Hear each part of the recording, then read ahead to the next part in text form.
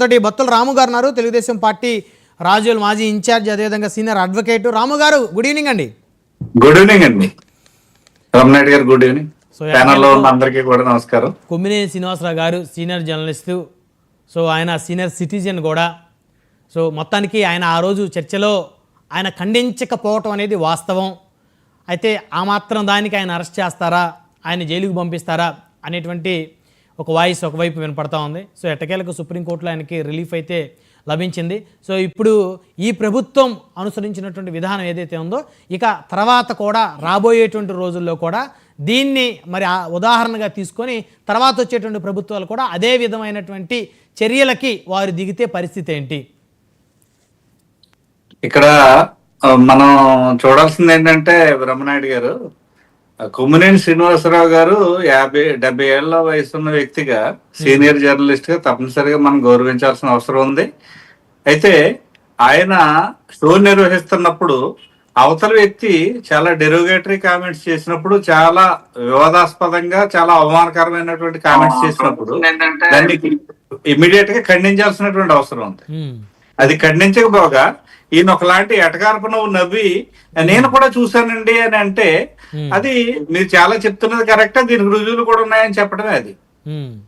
ఇది అయితే బెయిల్ ఇవ్వడం, బెయిల్ రావడం రాకపోవడం అనేది ఇందాక నాకు ముందు మాట్లాడిన ఆయన చెప్పిన వెంకటేష్ గారు చెప్పినట్టు, బెయిల్ అనేది రైట్ ఆఫ్ అక్యూజ్డ్ అంటారండి. అది అతను నేరం నిర్ధారణ అయ్యే వరకు కూడా అతనికి హక్కు అది బెయిల్ అనేది. అది ఎప్పుడైనా ఇవ్వచ్చు. అయితే ఇన్వెస్టిగేషన్ కి ఇబ్బంది లేకుండా ఆ బెయిల్ ఇవ్వమని చెప్పేసి చెప్పారు. దాని నిమిత్తం ట్రయల్ కోర్టు ఏదైతే ఉందో ఆ ట్రయల్ కోర్టు దానికి సంబంధించి ఏవైనా కొన్ని షరతులు విధించే అవకాశం కూడా సుప్రీంకోర్టు ఇవ్వడం జరిగింది. అయితే ఇదే సందర్భంలో ఈ శ్రీనివాసరావు గారికి ఒక హెచ్చరిక లాంటి ఇది కూడా సుప్రీంకోర్టు చెప్పడం జరిగింది. మీ టీవీ షోల్లో ఎవరిని ఇలాగా అవమానించేటటువంటి కామెంట్స్, ఎట్లాంటి కామెంట్స్ చేయడానికి వీల్లేదు. అట్ ది సేమ్ టైం మీ షోలో అట్లా ఎవరైనా చేస్తే దాని పట్ల కూడా మీరు వెంటనే ఖండించాల్సినటువంటి అవసరం ఉంటుందన్న విధంలో ఖచ్చితంగా స్పష్టమైనటువంటి కామెంట్స్ సుప్రీంకోర్టు చేయడం జరిగింది. ఇవి ఆయన జర్నలిస్ట్ గా ఆయన చేయాల్సిన పనిని ఒక్కసారి ఆయన హెచ్చరించినట్టు అయిందని నేను భావిస్తా ఉన్నానండి. ఎందుకంటే మనం ప్రజలకి మనందరం కూడా మిర్రర్ లాంటి వాళ్ళు. మనం ఏం చేస్తున్నాం ఏంటనేది అనేక మంది చూస్తూ ఉంటారు.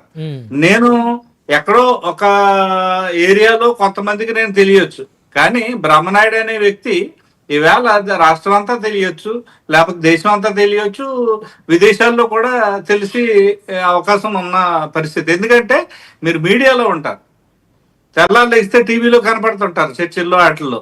కాబట్టి మీరు చేసే ప్రతి పని కూడా అనేక మంది చూస్తూ ఉంటారు. కాబట్టి మాట్లాడే ప్రతి మాట బాధ్యతాయుతంగా చర్చలో నిర్వహించాల్సిన బాధ్యత మా మీద ఉంది.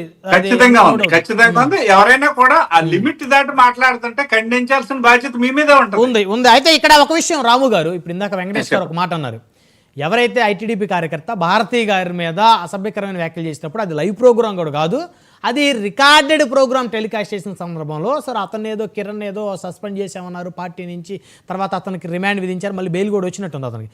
మరి ఎవరైతే మరి ఆ యొక్క ఛానల్ సంబంధించి ఆ ఛానల్ యాజమాన్యం కానీ ఆ యాంకర్ కానీ ఎవరైతే ఉన్నారో అవి తప్పుడు మాటలను తెలిసి వాటిని ఉద్దేశపూర్వకంగా వారు రిలీజ్ చేసినప్పుడు మరి వారి మీద ఎందుకు ఈ ప్రభుత్వం చర్యలు తీసుకోలేకపోయింది అనేది వారు ఒక వ్యాలిడ్ పాయింట్. అయితే ఇంటెన్షన్ అనేది ప్రూవ్ అవ్వాలి బ్రహ్మనాయుడు గారు. ఇంటెన్షన్ అనేది వాళ్ళ ఇన్వెస్టిగేషన్ లో వీళ్ళు ఖచ్చితంగా ఉద్దేశపూర్వకంగా దురుద్దేశపూర్వకంగా దీన్ని చేశారనేది, ఆ ఇంటెన్షన్ ప్రూవ్ అయితేనే నేరం ఎస్టాబ్లిష్ అవుతుందండి. ఇంటెన్షన్ అనేది ప్రాథమికంగా ప్రూవ్ కావాలి. ఆ ఉద్దేశం అక్కడ ఛానల్ ఉందా లేదా అనేది ఇంపార్టెంట్. ఇక్కడ ఛానల్ ఈయన చూస్తే, శ్రీనివాసరావు గారు చూస్తే, ఇదనే కాదు అనేక ప్రోగ్రామ్స్ లో ఆయన పరిగెట్టుకుని వ్యతిరేకంగా కొంత ఆయన వ్యాఖ్యలు చేయడం కానీ, లేకపోతే ఆ బిహేవియర్, యాటిట్యూడ్ ఏదైతే ఉంటుందో అవన్నీ కూడా దాన్ని ఎస్టాబ్లిష్ చేసేటటువంటి పరిస్థితి ఉంది. కాబట్టి బుద్ధిపూర్వకంగా ఈ ఛానల్ ఈ రోజు మీరు చూసారో లేదో, ఈ సాక్షి టీవీలో లైవ్ షోస్ వస్తున్నాయి దీని మీద. అవి ఎలా ఉన్నాయంటే, అసలు మొత్తం ఏదో చేయకుండా నేరం చేసినట్టు, చంద్రబాబు నాయుడుకి ప్రభుత్వానికి ఏదో సుప్రీంకోర్టు చెంపపెట్టి పెట్టేసినట్టు, ఇవన్నీ కూడా చాలా డెరోగేటరీ. అవునండి, ఇప్పుడు చంద్రబాబు పరిగెట్టుకున్న నాయుడు గారికి ఏం సంబంధంలే కానీ అంతే కదా. అంటే ఇప్పుడు పరిగెట్టుకున్న మీరేమంటారు? వాళ్ళ ఉద్దేశం చంద్రబాబు గారికి ఏదో కోర్టు ముటికాయ వేసేసింది అన్నట్లు మాట్లాడుతున్నారా? ఖచ్చితంగా అట్లాంటి వ్యాఖ్యలు చేస్తా ఉన్నారు. అట్లాంటి అవి ట్యాగ్ లైన్స్ అవి వస్తా ఉన్నాయి. అవన్నీ కూడా అది తప్పండి. అది సార్, గత మీడియా ప్రభుత్వాలు చాలా బాధ్యతాయుతంగా ఉండాలి. నేను ఒక పత్రికలు మీడియా అభిమానిగా నేను భావిస్తున్నది ఏంటంటే, గతంలో ఒక్క మాట నన్ను పూర్తిగా చెప్పను.